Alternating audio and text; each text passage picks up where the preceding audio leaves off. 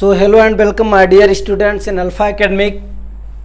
हम लोगों ने पार्ट 1 और पार्ट 2 की वीडियो ऑलरेडी स्पोकन इंग्लिश की अपलोड कर दी है चैनल पर। आज हम लोग स्टार्ट करने जा रहे हैं स्पोकन इंग्लिश की class 3rd spoken English class 3rd और आज हम लोग पढ़ेंगे टेंस।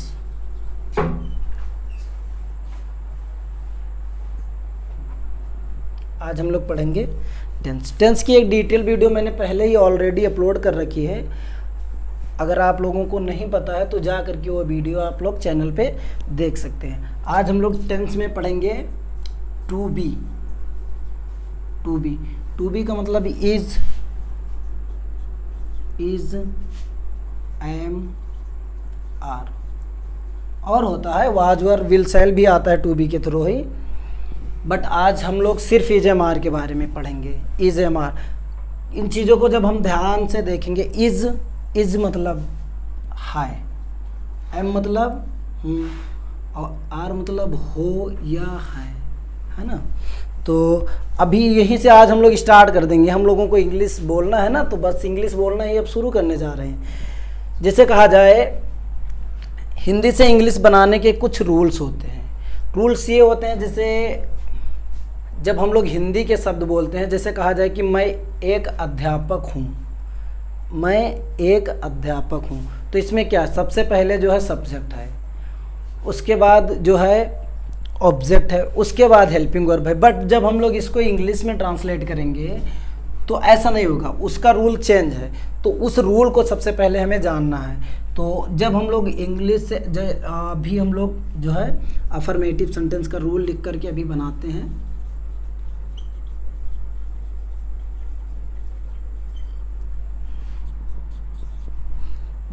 सबसे पहले हमें रूल लिख लेना है। ये चूंकि इज एम आर वाला पढ़ रहे हैं, तो सबसे पहले सब्जेक्ट, फिर plus is oblique am oblique are plus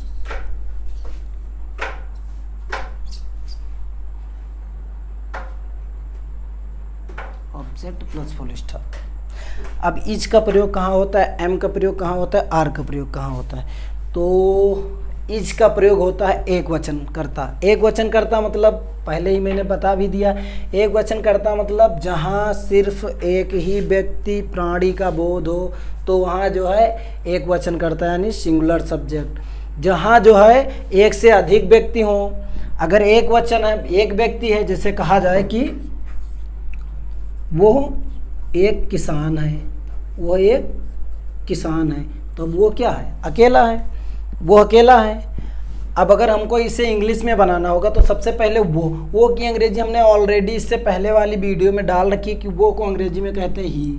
ठीक, अब अगर एक है तो ही के साथ क्या लग जाएगा, इज, तो ही इज। अब किसान को इंग्लिश में कहते हैं फार्मर, तो ही इज, एक की अंग्रेजी छोड़ गई, sorry, he is a farmer, वो एक किसान है। तो इज किसके साथ लगता है, एक वचनकर्ता के साथ। एम किसके साथ लगता है, हमेशा आई के साथ। जैसे कह दिया जाए कि मैं एक अध्यापक हूँ, मैं एक अध्यापक हूँ, तो आई के साथ हमेशा एम का प्रयोग किया जाता है। तो आई, ठीक, मैं को अंग्रेजी में कहते हैं आई, और आई के साथ हमेशा क्या लगता है, एम लगता है, तो आई एम। और फिर क्या बचा, एक को इंग्लिश में कहते हैं आ, और अध्यापक को कहते हैं teacher, I am a teacher, I am a teacher. तीसरा जैसे कहा जाए कि आर का प्रयोग होता है बहुवचन, यानी एक से अधिक हो। जैसे कहा जाए कि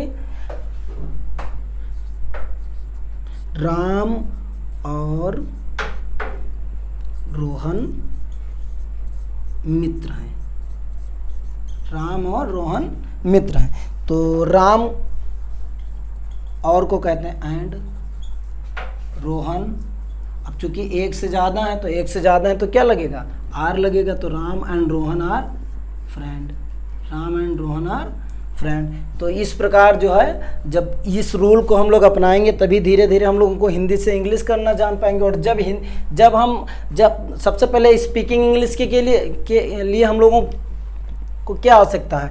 सबसे पहले हम लोगों को जो है शब्दों को जानना है कि उन शब्दों को इंग्लिश में कहते क्या है। जब तक हमारे पास जो है वर्ड्स ही नहीं होंगे तो हम बोलेंगे क्या?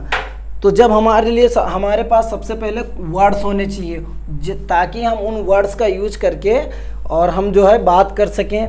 तो ये है टू बी इज का प्रयोग एक वचनकर्ता के साथ, एम का प्रयोग आई के साथ और आर का प्रयोग बहुवचनकर्ता के साथ। और इसी तरीके से ये तो हुआ अफर्मेटिव का मतलब होता है एकदम सिंपल सकारात्मक वाक्य। इसके बाद ऐसे निगेटिव आ जाएंगे। निगेटिव में क्या होता है कि जहाँ नहीं लग जाए, जैसे कहा जाए अभी कह रहे थे कि वो एक किसान है, अब अगर कह दिया जाए कि वो एक किसान नहीं है, वो एक किसान नहीं है, तो जब नहीं है तो नहीं को अंग्रेजी में कहते हैं नॉट। तो सब्जेक्ट फिर इज एम आर के बाद यहाँ पे जब निगेटिव होगी तो यहाँ पे लग जाएगा क्या? नॉट बढ़ जाएगा, बाकी सब सेम रहेगा। तो वो एक किसान नहीं है तो he is not a farmer. ठीक, तो नहीं निगेटिव मतलब नहीं। तो आई होप ये लेक्चर। और एक इसके बाद आता है इंटेरोगेटिव। इंटेरोगेटिव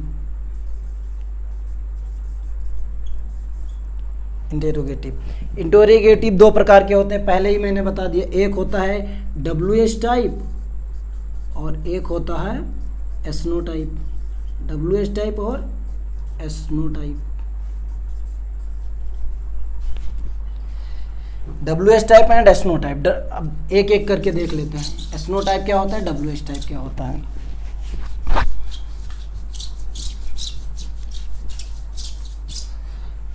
SNO टाइप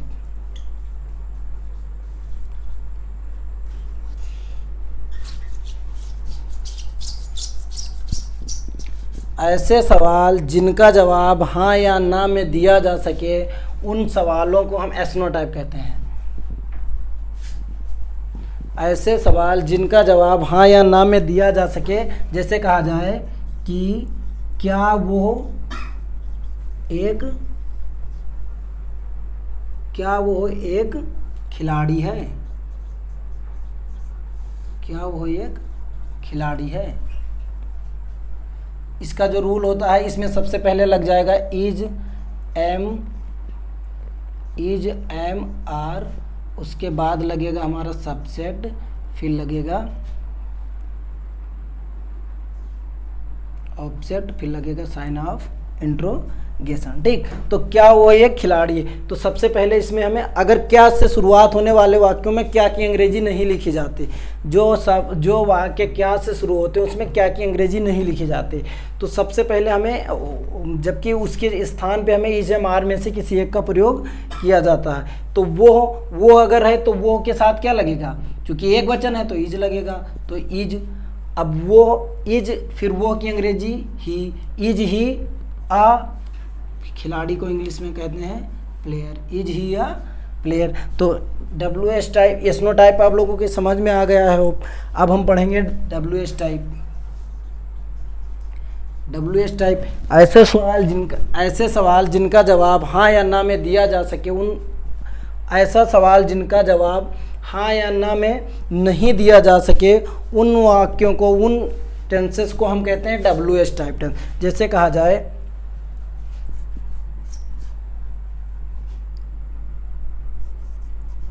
यह क्या है,